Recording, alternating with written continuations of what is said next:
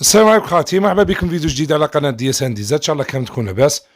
الفيديو ذا خاوتي جبت لكم واحد الفيديو دوك تفرجوا تاع واحد اخونا يمني سما كان لهنا في الجزائر يحكي في الحقيقه تاع الجزائريين والتعامل تاع الجزائريين وفي اليمن واش الفكره اللي عندهم مع الجزائر باش تعرف الفرق ما بين الجزائر ودوله واحده اخرى. كي نقولوا الجزائر دوله واحده اخرى نهضروا اغلب الدول العربيه كي يروح لهم اي زعما عربي وكذا ما يشوفوش فيه زعما باللي عربي وخونا مسلم كذا، يشوفوا فيه سائح وصواد وخلاص. حتى يعاملك مليح يعاملك على اساس سما باش تصرف بلا هذيك لا. بصح في الجزائر لا، هنا خلاص احنا عندنا نشوفوهم خاوه ونشوفوهم ضياف، بالعكس دور ما يخرجون من جيبهم. تفرج الفيديو هو بعد واش يقول خاوتي وموراها نزدوا على القولها. شو معنا خاوتي الفيديو هذايا؟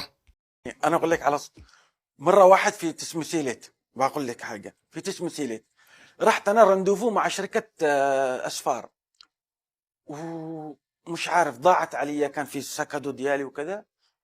وبعدين رجعت والتلفون كمان تبحر علي. واحد من تسمسيليت السلام عليكم، قلت له اخويا بس ممكن تدلنا على محطه الحافلات؟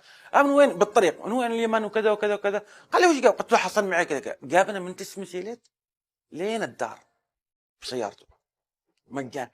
قال لي روح اخويا، من اليمن نحبكم ونموت عليكم. نحن في اليمن، احنا صغار في حاجه اسمها التربيه اجتماعيه، يدرسون احنا على التاريخ الجزائري، على الثوره الجزائريه.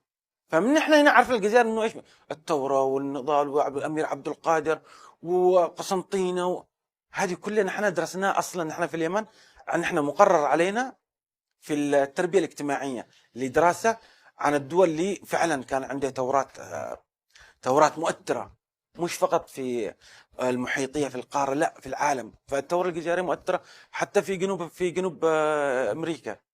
فالجزائر نحبهم، يحبونا ويحبوا كذا، يحبوا اليمين. صراحة أنا عن نفسي كيمني ما حصلت اختلاف في التعامل ما بين إنه أنا جزائري أو إنه أنا يمني أو إنه جزائري، ما كان أي اختلاف.